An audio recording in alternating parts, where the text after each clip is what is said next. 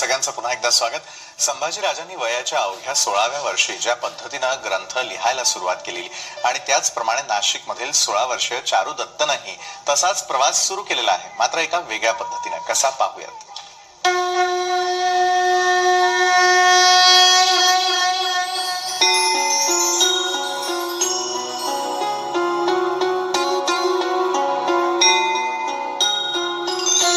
एक घर जिथे अभंग राहतात, एक घर जिथे वेद सर्वत्र दिसतात, एक घर जिथे ज्ञानोबा तुकोबांच्या ओव्या राहतात, एक घर जिथे अभंगांच्या भिंती आहेत, एक घर जिथे ओव्यांचं छत आहे.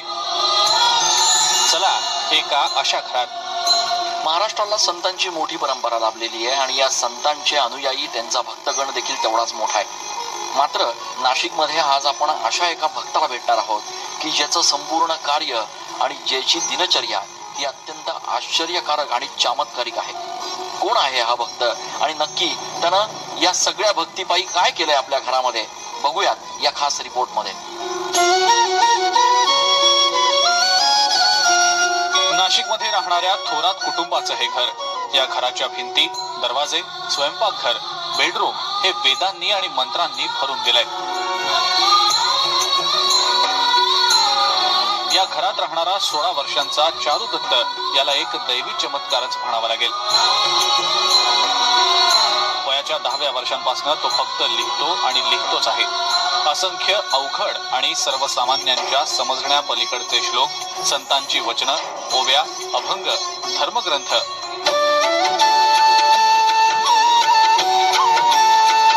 चारू दत्तच्या घरात पाऊल ठेवल्यानंतर घरातला एकही कोपरा, एकही जागा अशी नाही ज्या ठिकाणी त्यानं हे लिखाण केलेलं नाही.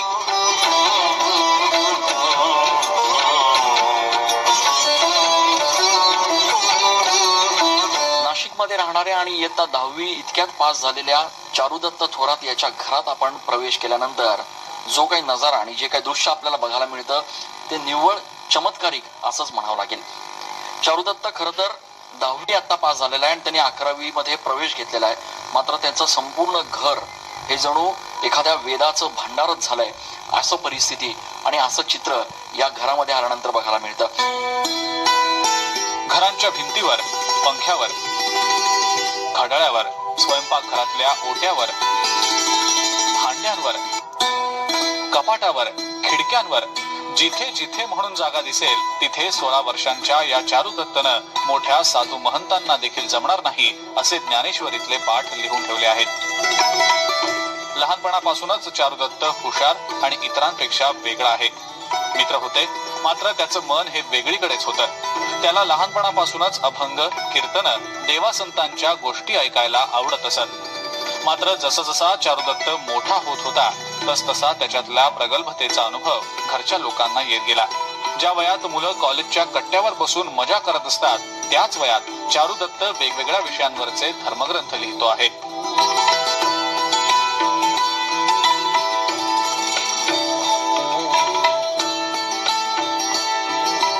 मानवी जीवनाचा प्रवास, त्याचा अंत, मोक्ष याबाबतचं त्याचं विश्लेषण ऐकून भल्या भल्यांना थक्क व्हायला होतं. एवढ्या लहान वयात त्याला हे अगाध ज्ञान कसं प्राप्त झालं याचं कोडं न सुटणार असल्याचं त्याचे आई वडील देखील सांगतात.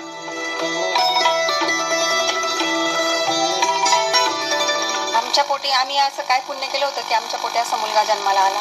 आम्ही तर त्याला अगदी म्हणजे त्याची सेवा नाही तर ही साक्षात विष्णूची, देवाची सेवा आहे. त्याचं अगदी म्हणजे खाण्यापासून तर अगदी छोट्या छोट्या गोष्टी सुद्धा म्हणजे एका कृष्णाच्या जशा खोळी होत्या तशा त्या, जसं यशोदा मैयाला कृष्णाची जसं म्हणजे अनुभव आलेला आहे तसा मला येतो. चारू दत्ताचं लिखाण हे गेल्या 2 ते 3 वर्षापासून या ठिकाणी घरात चालू आहे. त्याचा अभ्यास पाहता हे संतांप्रमाणे त्याचं हे लिखाण झाले. त्याचं कोणत्याही प्रकारचा ग्रंथ न वाचता आणि कोणत्या प्रकारचा संस्कृत या विषयाचा अभ्यास नसताना त्याने जे लिखाण केलेलं आहे ते वेदांमध्ये, ब्रह्मवेद, जीवनवेद या प्रकारच्या वेदांमध्ये त्याचं लिखाण होत आहे आणि सातत्याने चालू आहे. चारू दत्तच्या आई वडिलांचे अनुभव थक्क करून टाकणारे आहेत. एकदा समाधी अवस्थेत लिहिण्यासाठी बसलेला चारुदत्त तब्बल 12 ते 15 तास सलग लिहितच असतो. अनेकदा मध्यरात्री बंगाली, कन्नड तसंच इतर भाषांमध्ये अस्खलित संतांच्या ओव्याही म्हणतो. अनेकदा तर मध्यरात्री उठून लिखाणही करतो. विशेष म्हणजे एवढं सारं लेखन करून देखील चारुदत्तला 10वीत 80% मार्क्स मिळाले आहेत. धर्म, ज्ञान, मुक्ती, स्वर्ग, नरक, मोह या आणि अशा अनेक विषयांवर चारुदत्त धर्मशास्त्राला आधारभूत असे संदर्भ देत त्याचं विवेचन करतो.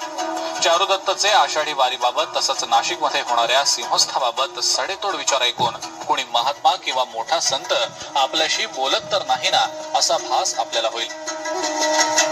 लोकांनी लोकांसाठी करा अशी एक भूमिका आहे आणि योग्य काळी हे सर्वत्र प्रस्थापित होईल. आता आपण आज समाजात पाहतो, समाजात संगत बिघडते, समाजात लोक वाईट मार्गाने जातात. का? कारण की याला मूळ ज्ञान नाही, संस्कार नसतील तर काही नसेल. विज्ञान आहे परंतु विज्ञानामध्ये अज्ञानता नाही पाहिजे. विज्ञान असेल परंतु त्यामध्ये संस्कार ही सर्वात मोठी बाब आहे. गेल्या काही दिवसांपासून चारुदत्तची ही प्रगल्भता पाहून घरचेच नाही तर परिसरातले लोकही थक्क झालेत. चारुदत्तच्या या वर्तनाबाबत वेदशास्त्राच्या अभ्यासकांना हे एक वेगळंच रसायन असल्याचं वाटतंय. नाशिकचे प्रसिद्ध वेदाभ्यासक आणि धर्माला शास्त्राची जोड देण्यात ख्याती असलेले विश्वासराव साक्रीकर यांनी या सगळ्याचं विश्लेषण केलंय. हे जो तो मुलगा लिहितो आहे हे मनाने लिहित नाहीये, हा कॉन्शियस कॉस्मिकने लिहितो आहे. कारण तो जे अभंग लिहितो, जे काय त्याला सुचतं, ब्रह्मांडाच्या विविध यंत्र लिहितो, आकृत्या काढतो, हे सगळंच्या सगळं कॉस्मिक कॉन्शियसशी संबंधित असलेली गोष्ट आहे. आणि कॉस्मिक कॉन्शियस जो आहे हा प्रकाशाच्या वेगाने कुठेही जाऊ शकतो असं आपण म्हणू शकू. मन जर जाऊ शकतं तर कॉन्शियस, सबकॉन्शियस आणि कॉस्मिक कॉन्शियस अतिवेगाने कुठेही जाऊ शकतो. अवघ्या 16 वर्षांच्या चारुदत्त थोरातनं आतापर्यंत लोकांना चकित करणारे ग्रंथ लिहून काढले आहेत. बरं, त्याचा लिहिण्याचा वेग बघून तो विचार कधी करतो, पाठांतर कधी करतो आणि लिहितो कधी असा विचार पाहणाऱ्यालाही पडावा. चारुदत्तनं आतापर्यंत सकलामृत ग्रंथ, सुमनामृत ग्रंथ, अशोकामृत ग्रंथ, जीवनवेद ग्रंथ, व्यथा ग्रंथ, चिंतन ग्रंथ, ब्रह्मवेद ग्रंथ, दत्तात्रय ग्रंथ आदी ग्रंथ लिहून काढले आहेत. तर सद्गुरु चक्र, शतसुख चक्र, अज्ञानम चक्र, तुलाश्रम चक्र, कर्मयोग चक्र अशा चक्रांची निर्मिती केली आहे.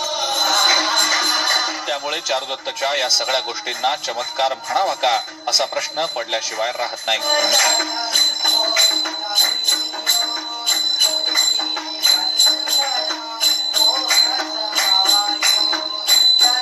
ज्ञानदेवे रचिला पाया तुका झालासी कळस अशी जरी ओवी असली तरी नाशिकच्या चारुदत्तनं मात्र आता याही पुढचा प्रवास जो आहे तो त्याच्या लिखाणाच्या माध्यमातून सुरू केलाय.